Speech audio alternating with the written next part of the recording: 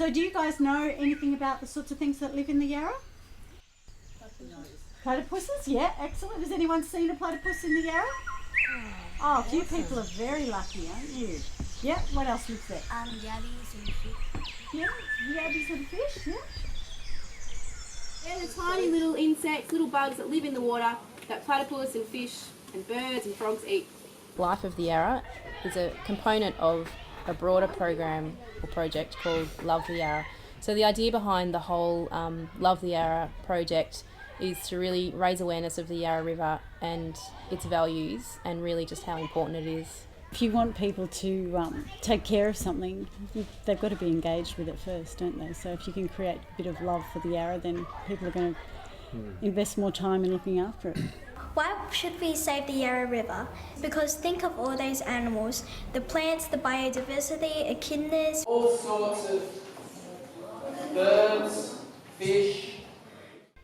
Yeah, and that leads into the making of the sculpture as a great medium for people to connect to the environment, which is the river, to be part of the making of the sculpture, which is an impression of the river, of the bends of the river, and all the small images that mosaic the top will be each student's individual impression of what the Yarra means to them.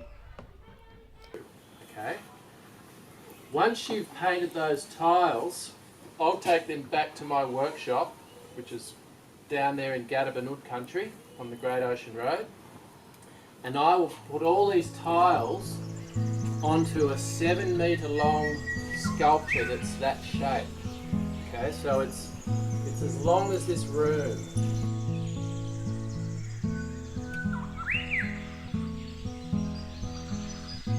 An interesting fact about the Yarra River is that it is 262 kilometres long. That is very long.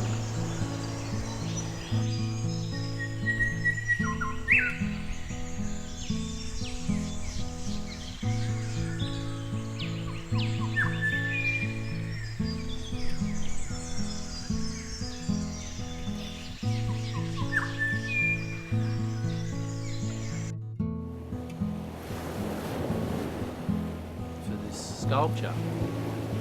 I related to it because I grew up in Templestowe and had a lot to do with the Yarra as a young boy and a teenager. So I'm very, very familiar with the Yarra Valley, having lived there for almost half my life. So yeah, it's that Yarra Valley, it's that habitat that really interests me. You know, the eucalypt, the dreaming stories, the whole Indigenous connection, and the river itself and what lives in the river and what used to live in the river, and hopefully what we can bring back to the river. Because the whole thing's modular. It's one of the reasons it's quite a difficult design.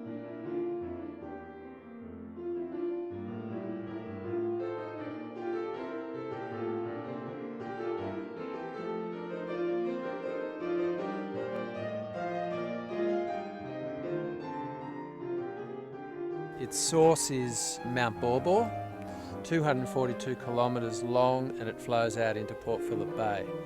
So this beautiful piece of eucalypt, which is aged, and I've sculpted it to represent the forest, the deep forest that the source of the Yarra comes from.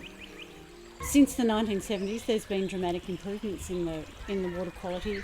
We're seeing the return of the platypus to quite urban areas. So clearly what we do can make a difference. So I think it's important to give the kids a positive message that the little things that we do actually make a difference, and that it's worth doing because we can change things.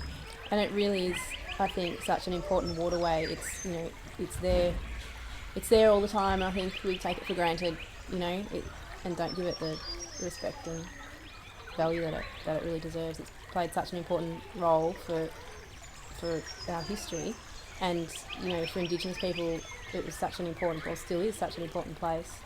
So it would be really nice to see its value increased.